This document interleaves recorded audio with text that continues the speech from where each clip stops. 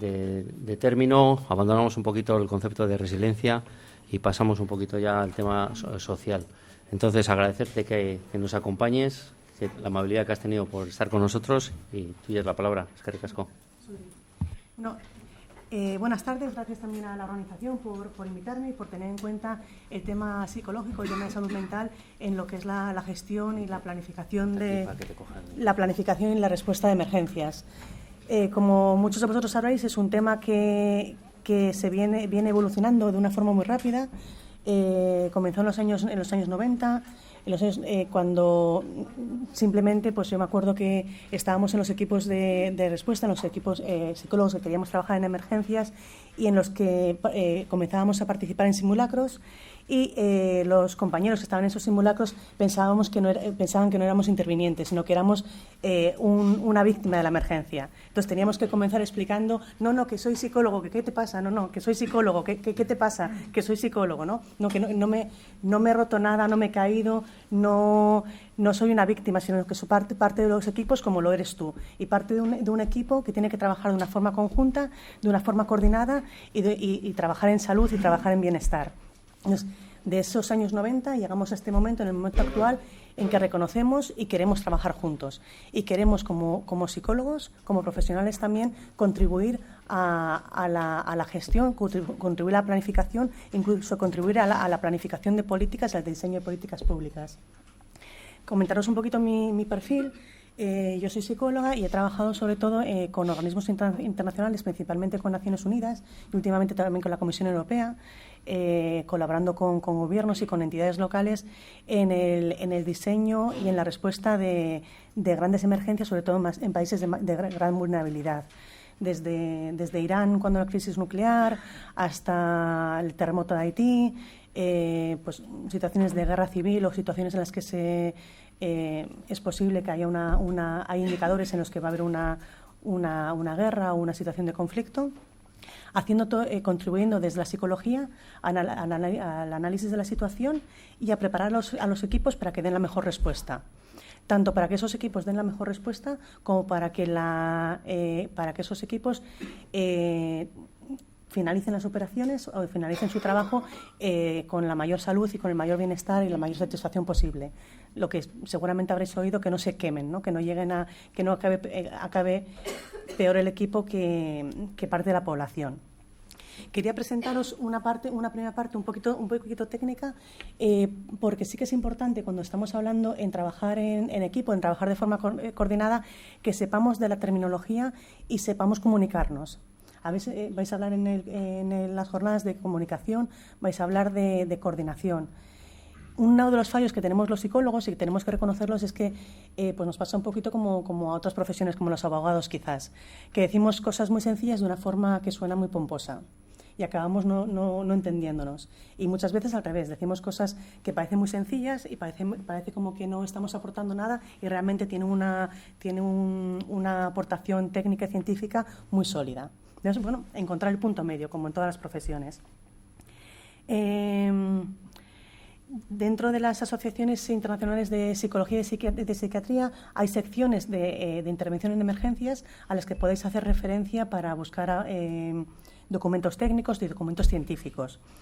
Sí que es importante tener en cuenta cuáles son las últimas investigaciones, los últimos proyectos que se hayan podido desarrollar. Por ejemplo, en Europa, antes la psicología y la psiquiatría de emergencias venía principalmente de Estados Unidos, y en estos momentos Europa está haciendo un grandísimo esfuerzo para que la psicología de emergencias sea puntera en nuestros países, sobre todo también en los países del este, en los países fronterizos, en los países que hacen frontera en Europa. Se está avanzando muchísimo en investigación y se está avanzando muchísimo en conseguir que la psicología esté integrada en los equipos de investigación, de planificación y de respuesta. Os presentaré cuáles son los últimos 2 o 3 principales proyectos europeos para que podáis tener acceso a la información. Bien. Estamos hablando de situaciones potencialmente traumáticas. Este concepto es muy importante. Una emergencia no directamente deriva en trauma, no directamente deriva en sufrimiento y no directamente deriva en sufrimiento a largo plazo. Es una situación potencialmente traumática. Dependerá de muchos elementos, dependerá de vosotros como intervinientes en parte, dependerá de la persona, dependerá de la economía, dependerá de la política, dependerá de tantos elementos. Por eso siempre tenemos que hablar de potencialmente traumático. Tenemos que hablar de en positivo. Es una situación que nosotros podemos alterar, que podemos modificar, en la que podemos tener un impacto, pero no es necesariamente traumática de por sí. Las personas tienen diferentes tipos de reacciones, lo que encontráis en cualquier tipo de manuales. En la mayoría de los manuales vais a encontrar lo que son aportaciones y orientaciones sobre qué hacer con las personas que sufren en una emergencia en los primeros minutos de la emergencia. Sí que es importante tener en cuenta, como muchos sabréis, el saber que muchas de las personas que estén expuestos a una situación de emergencia van a comenzar a tener reacciones de diferente tipo posteriormente a la emergencia. Y muchas veces, cuando nosotros ya no estemos con ellos, va a ser cuando van a comenzar a reaccionar, por lo menos de una forma externa. Ahí tenemos una dificultad. Parece que una persona está bien, parece que un colectivo está bien, no destinamos recursos, no destinamos apoyo, no nos quedamos pendientes y pasados un mes, 2, 6, un año, esas personas necesitan ayuda. ¿Qué podemos hacer? ¿Qué podemos hacer como instituciones? ¿Qué podemos hacer como especialistas? ¿Y qué podemos hacer como sociedad? Si estamos hablando de resiliencia, si estamos hablando de acompañamiento, tenemos que saber que esas personas que están expuestas a una situación potencialmente traumática, si no se les acompaña, no podremos saber si realmente necesitan ayuda, cuánta y qué tipo de ayuda necesitan. Tenemos que buscar la opción entre no sobreayudar y estar pendientes. Y desde mi punto de vista, esa es una de los grandes retos de la intervención en emergencias. ¿Cuánto ayudar para que nosotros seamos capaces de responder, para que no nos sobresaturemos, para que los sistemas sean capaces de seguir respondiendo, pero también de forma que las personas se sientan acompañadas y realmente estén acompañadas?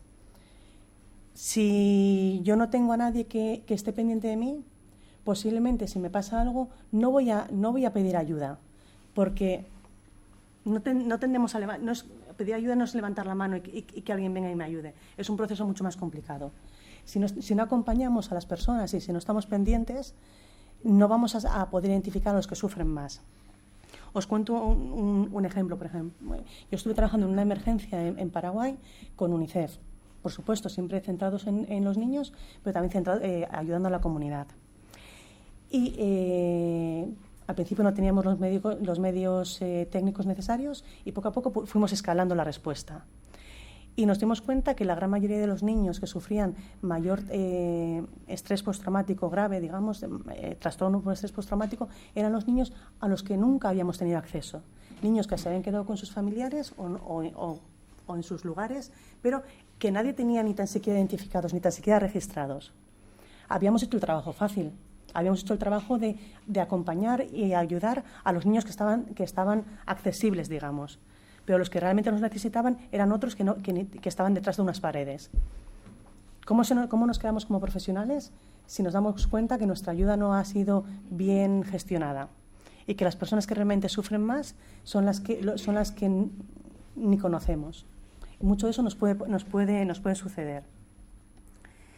Hay diferentes modelos teóricos. Tenemos que tener en cuenta que el trauma físico puede repercutir en el trauma psicológico, pero que muchas de las personas que reaccionen y que tengan grandes dificultades psicológicas puede ser que no hayan tenido ningún trauma físico como tal. Tenemos que tener también los mecanismos para poder identificar que una víctima no solamente es la víctima que ha sufrido físicamente, sino que la víctima que ha sido expuesta de cualquier manera a ese tipo de emergencia.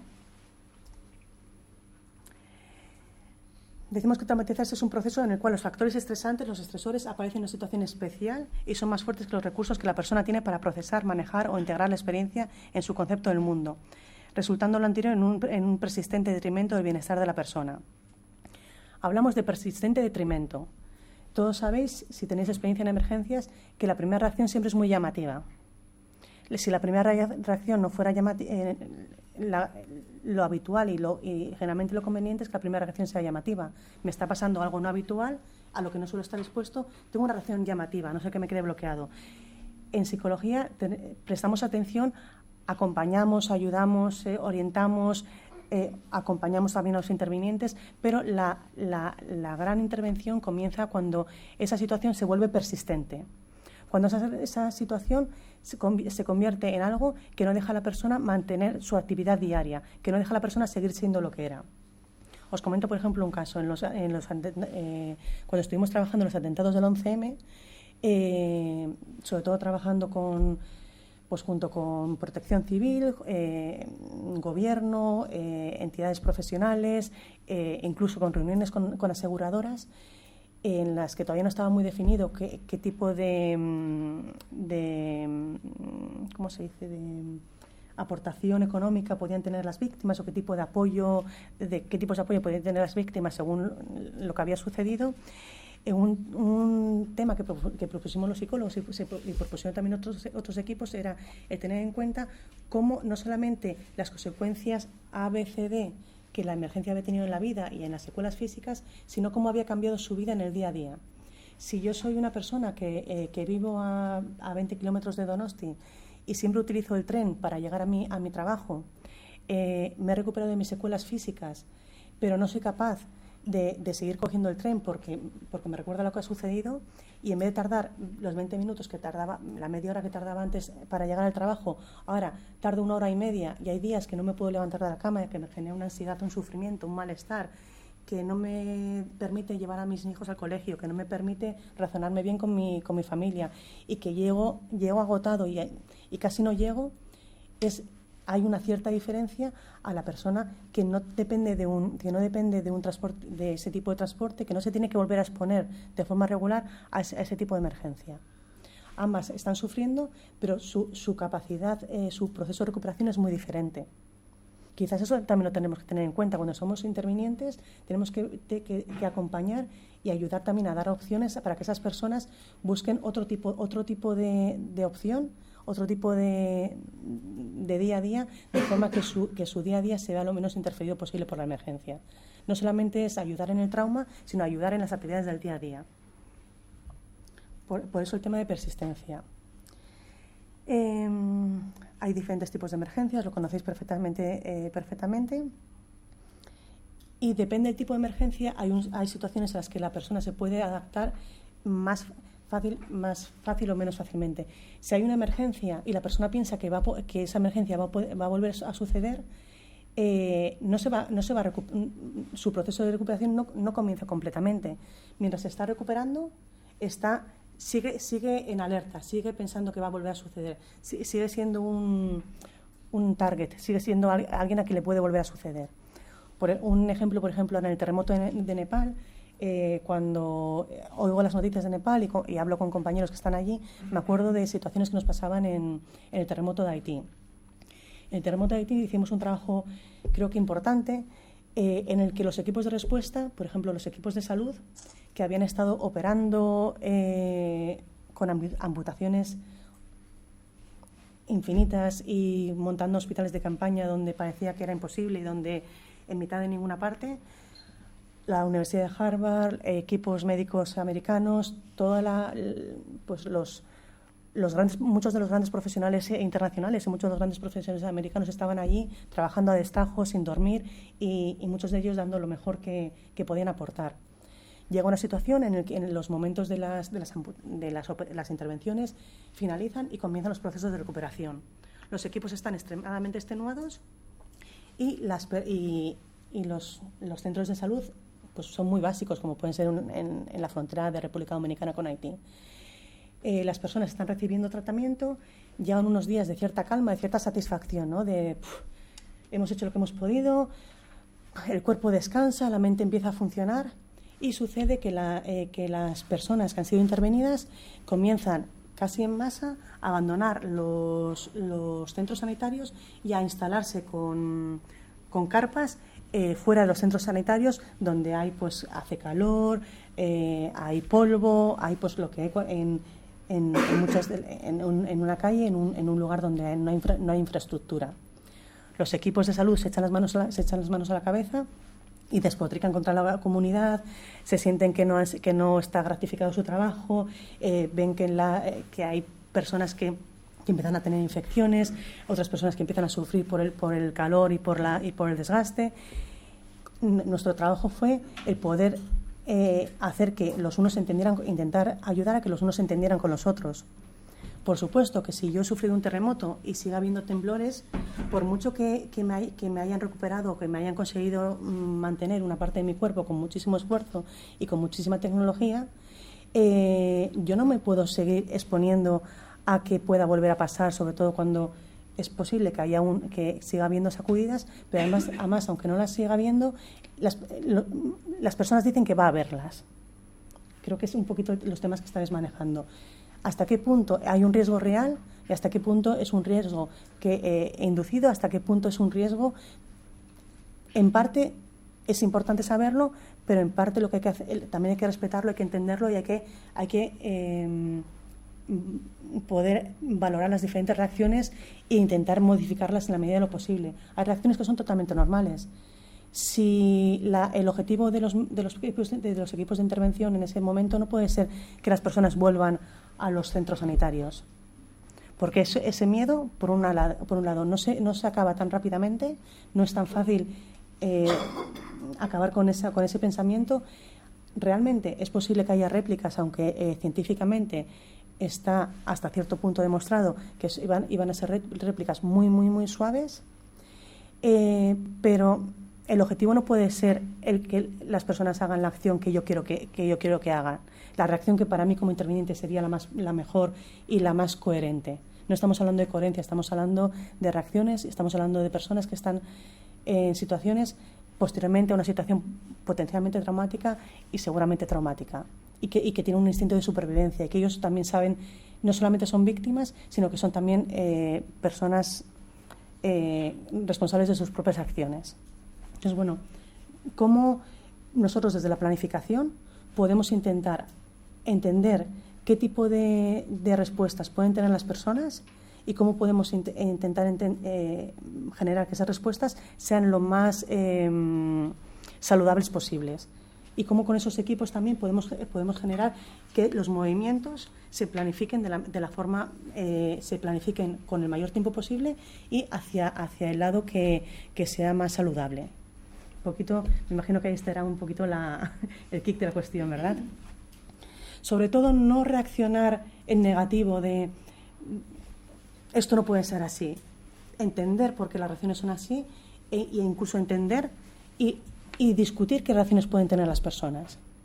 A mí, por ejemplo, me parecía, trabajando ese tipo de situaciones, cuando todavía no puedes gestionar el día en el que estás y estás planificando a ver qué reacciones puede haber pasado mañana o después de una semana, o sea, me parecía un poco si necesito dormir, ¿no? O sea, ¿cómo puedo estar planificando qué va a pasar mañana si lo de ahora no lo podemos gestionar? Pues es absolutamente necesario. Hay diferentes tipos de trauma. Hay diferentes tipos de traumatización y por eso también tenemos que tener en cuenta las personas que no son víctimas directas, porque muchas veces esas personas que no son víctimas directas son las que van a poder influir mucho más en el comportamiento de las personas que sí son víctimas directas. Si alguien que se ha salvado de una situación de emergencia, aunque estuviera cerca, aunque estuviera ahí, pero no es una víctima directa, hasta cierto punto es una persona de referencia en la comunidad.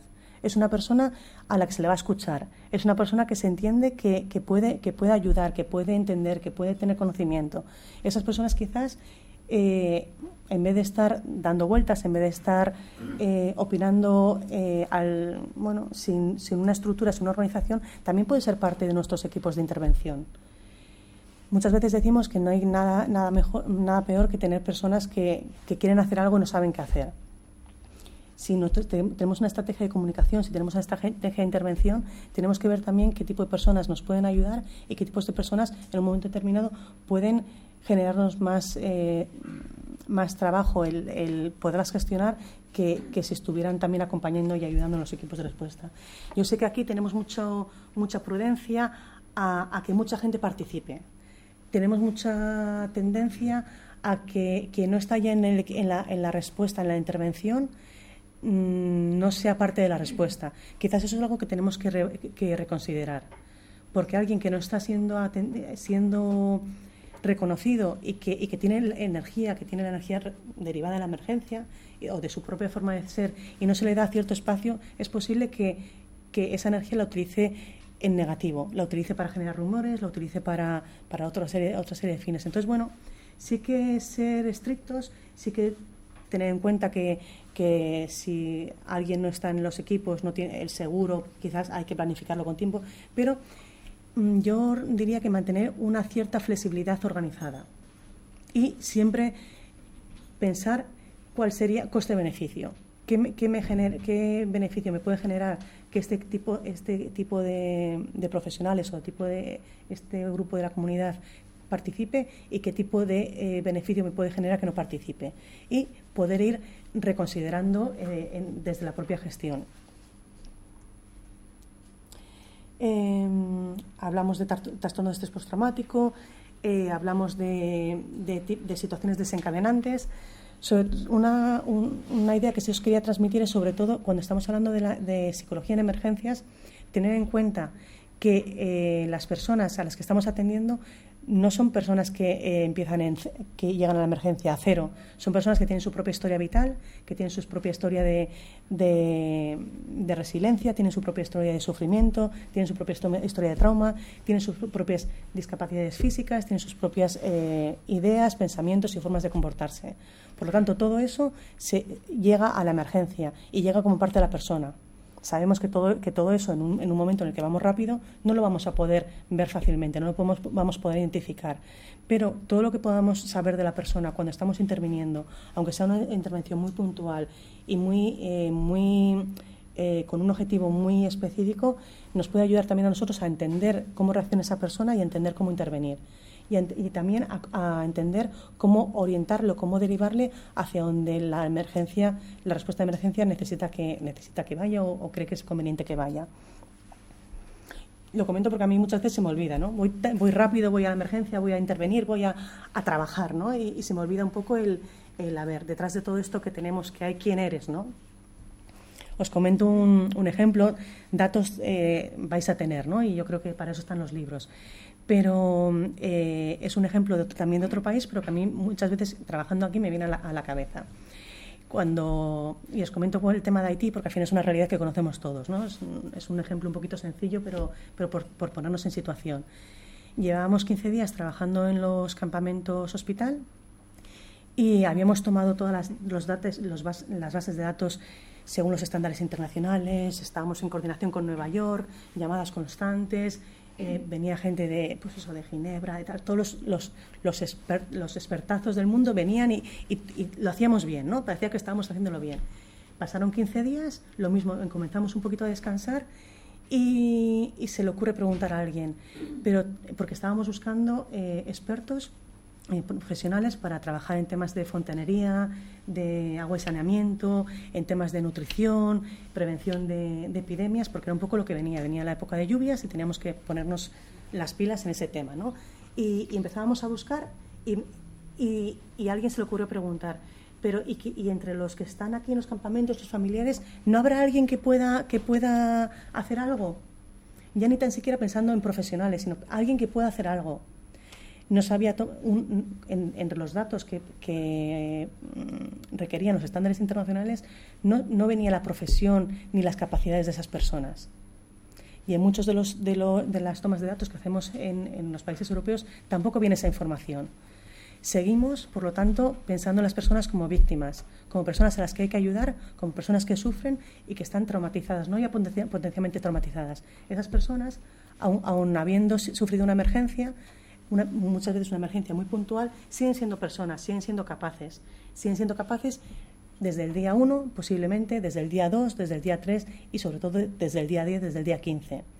Si tenemos mucha gente alrededor dando vueltas y haciendo cosas y yo como víctima estoy así, ¿qué puedo transmitir? ¿Qué puedo ofrecer? ¿Cómo me puedo recuperar? ¿Qué mensaje estoy dando a la hora de decir somos resilientes, podemos continuar, no solamente eres víctima? Dejas de ser víctima el día que se acaban los fondos, dejas de ser víctima el día que se cierran los programas, dejas de ser víctima el día que hay cualquier noticia en la que, aparte de víctima, soy un poco del otro lado. Quizás no, ¿verdad? Entonces, tener en cuenta todo ese tipo de cosas. ¿Qué puede, la persona, las víctimas, la comunidad afectada, qué puede ofrecer? Y muchas veces ese pensamiento nos puede generar mucho trabajo y mucho esfuerzo, porque significa mucha comunicación, mucha reunión, mucho proceso. Pero en una intervención de emergencias tenemos que diferenciar, por un lado, la intervención rápida. Alguien decía rápida y sucia, porque por mucho que queramos, en parte va a ser sucia. Pero también tenemos que, en ese mismo proceso, tenemos que incluir una intervención conjunta, coordinada y construyendo juntos. Yo con Haití escribí un artículo que era reconstruir juntos mejor. Me salió la palabra y muchas veces me acuerdo de esa frase.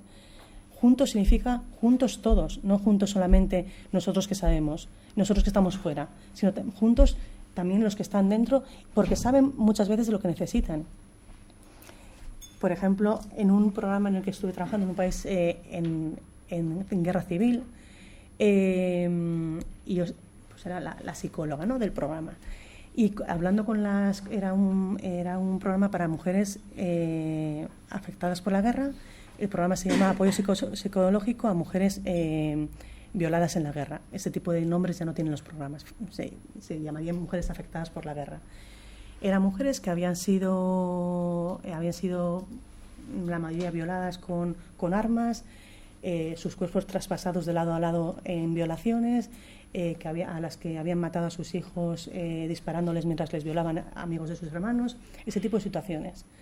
Y estamos en un proceso de identificación de necesidades para un programa de apoyo psicológico para la siguiente fase con el Ministerio, con el Gobierno, con el Ministerio de Asuntos Exteriores. Comenzamos un proceso de identificación de necesidades y uno de los temas, de los elementos que las mujeres solicitan son elementos de higiene personal y de aseo, hasta de maquillaje, digamos. Que yo me planteaba, si yo, la psicóloga que viene de aquí, va al ministerio y dice que las mujeres que es que necesitan, pues sí, necesitan ser capaces de continuar, ser capaces de avanzar y ser capaces de seguir siendo vistas como personas humanas, no solamente como víctimas. Y muchas veces lo que nos pasa en los programas de apoyo es que nosotros como equipos nos recuperamos más tarde que las propias personas. Nosotros continuamos con nuestro proceso de tener que ayudar a la población afectada y esa población afectada, aparte de recuperarse, es que tiene obligación de recuperarse.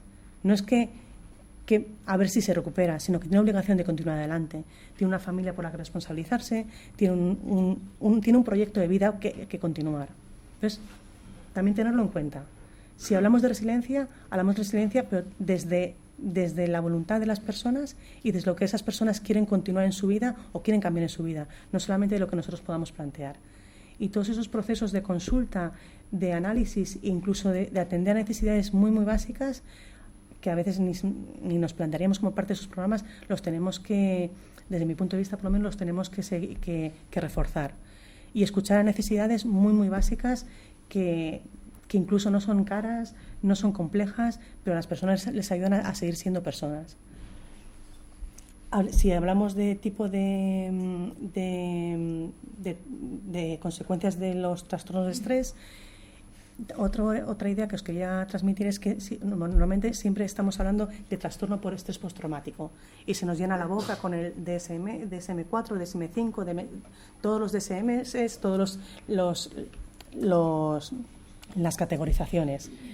Una persona, para ser víctima de una emergencia, para sufrir derivado de una emergencia, no necesita cumplir todas y cada una de las condiciones que le acreditan, digamos, como persona con un trastorno por estrés postraumático. Hay otro tipo de trastornos más sencillos, digamos, pero tendemos a fijarnos solamente en el trastorno por estrés postraumático, que es uno de los más complejos y de los que más se conoce. Una persona, una familia, una comunidad no necesita acreditarse, lo estoy diciendo así para que se pueda entender, como alguien que llega a tener un trastorno por estrés postraumático para ser una persona que realmente necesita ayuda y que es capaz de poderse recuperar. Entonces, de alguna forma, la función de la psicología es ayudar, por supuesto, a categorizar y a poder identificar si hay un trastorno posterior derivado de la emergencia, pero también a ayudar a acompañar y a identificar necesidades y capacidades de la persona. Y que esas capacidades se junten junto con los programas de ayuda para que la persona poco a poco pueda irse recuperando, pueda ir haciendo su vida normal o la vida que pueda llegar a hacer después de lo que ha sucedido. Por lo tanto, sí, categorizaciones, por supuesto, pero también entender, escuchar y acompañar. Quería comentaros un poquitín lo que son... ¿Cómo vamos de tiempo? Como 7 minutos. Estupendo. Quería acercaros lo que son los diferentes tipos de programas que existen en apoyo psicosocial. Hay los diferentes gobiernos, también se utiliza en Europa. Hay una guía internacional que es la guía IASC, de Comité Interagencial en Apoyo Psicosocial en Situaciones de Emergencias. Es la guía que han acordado gobiernos, han acordado ONGs, han acordado organismos de Naciones Unidas como una guía básica de los elementos que tenemos que tener en cuenta para planificar y para ofrecer una primera respuesta. Y esta guía lo que se hace se adapta a las situaciones de los países, generalmente en coordinación con los gobiernos y con los cuerpos técnicos, digamos. En un momento se pensó que se quedaba obsoleta. Se intentaron hacer guías más complejas y más detalladas y se vio que al final muchas veces tenemos que ir un poco a lo básico y que los equipos sean los que digáis, los que propongáis de lo básico cómo aumentar y no tanto obligar a un montón de respuestitas a las que muchas veces no llegamos. La lidera la Organización Mundial de la Salud con una participación muy directa de otras entidades. También está la Federación Europea de Asociaciones de Psicólogos y muchas otras entidades. Sobre todo lo que intenta es orientar a los equipos de respuesta y a los gobiernos sobre qué tipo de prácticas son perjudiciales y qué tipo de prácticas tenemos que intentar evitar a la hora de planificar y de responder. Y plantea una serie de preguntas que pueden ser importantes tener en cuenta para poder planificar la respuesta. Os comento un ejemplo. Algo tan básico como en muchos países, y es muy adecuado, se utilizan los edificios escolares, como puede ser la universidad o como pueden ser los centros educativos, como parte de la respuesta. Eso se ha hecho en nuestro contexto y se ha hecho en muchos países europeos. En identificaciones de cadáveres o incluso identificaciones de objetos personales de personas que han resultado heridas o heridas graves. Si decimos que, por ejemplo, para los niños y para los adultos, lo mejor es, en la medida de lo posible, poco a poco ir retomando la vida, el día a día, y los gobiernos dicen que los centros escolares se van a utilizar como parte de la respuesta de emergencia, la guía orienta a que, por supuesto, los centros escolares son parte de la infraestructura del gobierno, la infraestructura social, pero que se tenga en cuenta que los centros escolares no se utilicen, por ejemplo, para ciertas actividades como la identificación de cadáveres, que es algo que se ha hecho muy habitualmente, porque son centros, tienen espacios grandes, tienen los polideportivos, tienen lugares en los que los equipos trabajan de una forma hasta cierto punto confortable. Eso facilita hasta cierto punto la respuesta. Las personas conocen dónde está el centro educativo, pueden acudir fácilmente. Los equipos en ese sentido, la función de comunicación la tienen garantizada. Pero es que ese centro educativo no desaparece después de la emergencia. Ese centro educativo va a ser un centro de referencia para niños, va a ser un centro de referencia donde los niños van a tener que seguir yendo a clase y el proceso de vuelta va a ser mucho más complicado.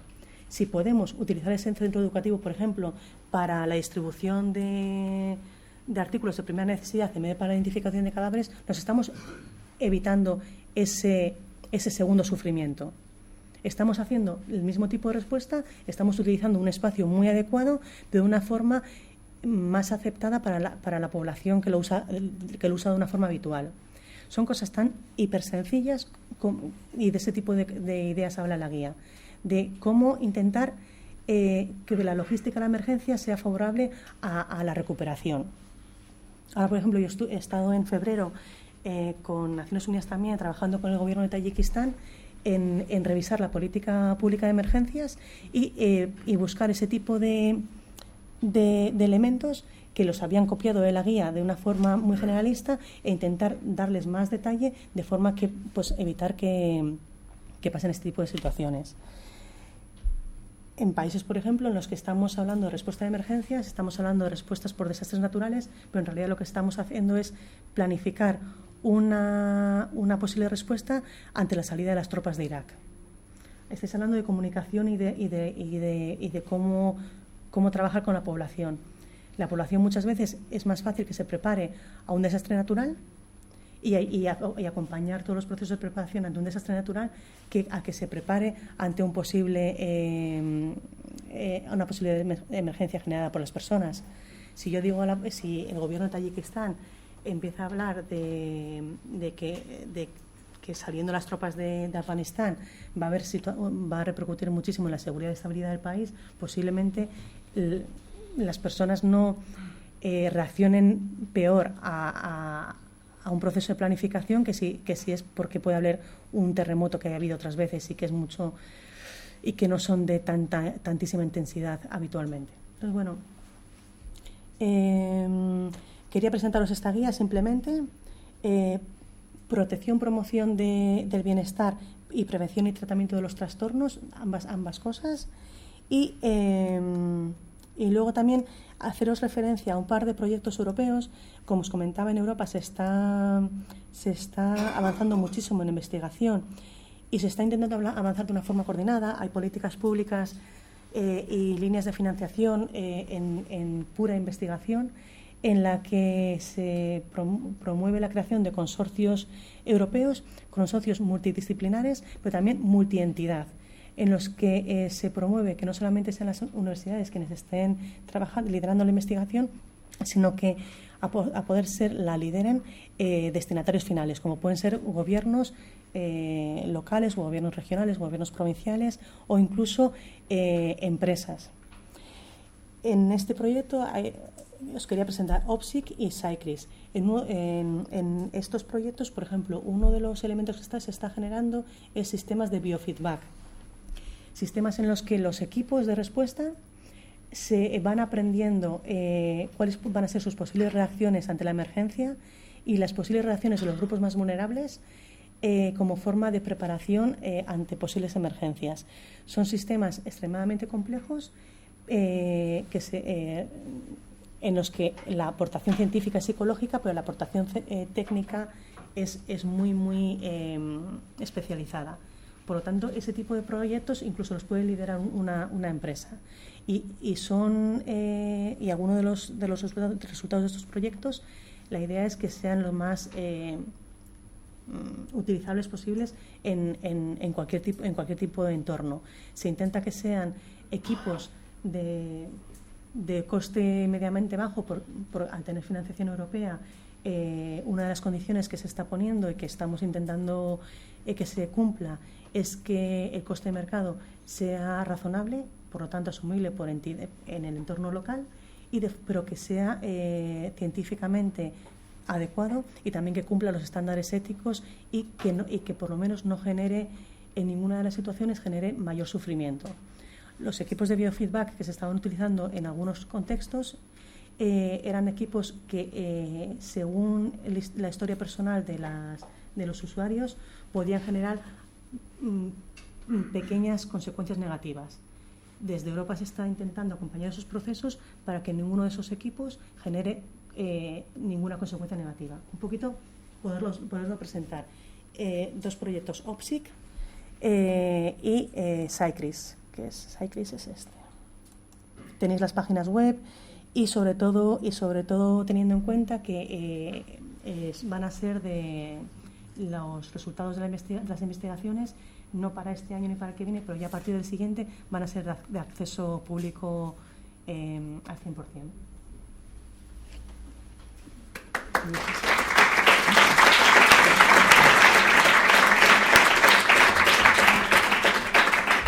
Si tenéis alguna pregunta para Rosa. Sí, bueno, normalmente siempre se habla de atención psicológica a lo que son las víctimas de una emergencia. Bueno, por mi propia experiencia personal en el terremoto de Haití, vi la necesidad de, siendo un profesional de la emergencia, viniendo de trabajar en emergencia, vi la necesidad de la atención psicológica a los intervinientes. Esta atención psicológica interviniente de emergencia o de catástrofe ¿se debe de dar en el sitio durante la emergencia o se debe dar a posteriori según se requiera por el interviniente? Dependerá de la situación, pero sí que es importante que si estamos trabajando para una organización, esa organización tenga ya un plan de atención psicológica al interviniente y que ese plan lo dé a conocer a los propios intervinientes, de forma que si yo me expongo a una situación, sepa qué tipo de apoyo puedo recibir por parte de la organización y qué tipo de apoyo no voy a recibir. Y muchas veces ahí es donde están las malas noticias, ¿no? Que es muy posible que no vaya a recibir suficiente apoyo. Si yo por lo menos sé que parte del apoyo que necesito no lo voy a recibir, me busco mis otros sistemas de apoyo. Si yo, por ejemplo, sé que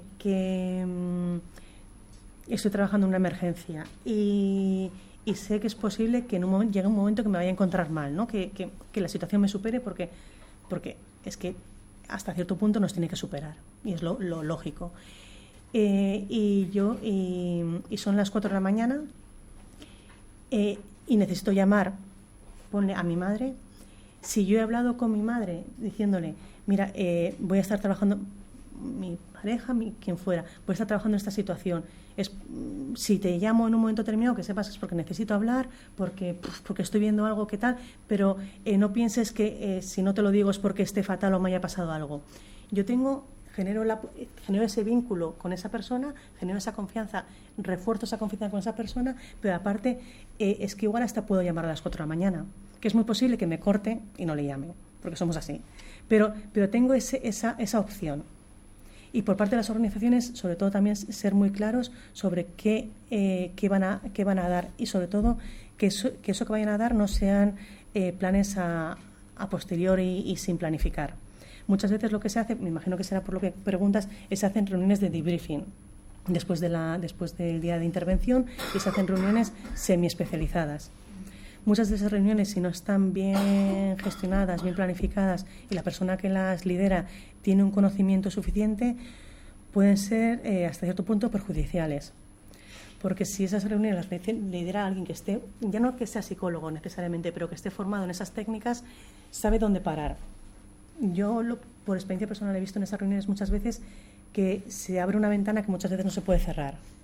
Y es una mezcla entre tomarte una cerveza y vamos a contarnos. Y vamos a contarnos y nos contamos un poco más. Y sales de ahí y ese nivel de intimidad se sobrepasa un poco de mezcla, ¿no? Entonces, también por nuestra parte, incluso si estamos en esas reuniones, saber hasta cuánto nos vamos a exponer en esa reunión. Saber si esa reunión es realmente profesional y bien planificada, entonces nos dejamos llevar e intentamos que nos ayuden, o pensar, pues quizás no es el contexto en el que me van a ayudar más. No sé si me...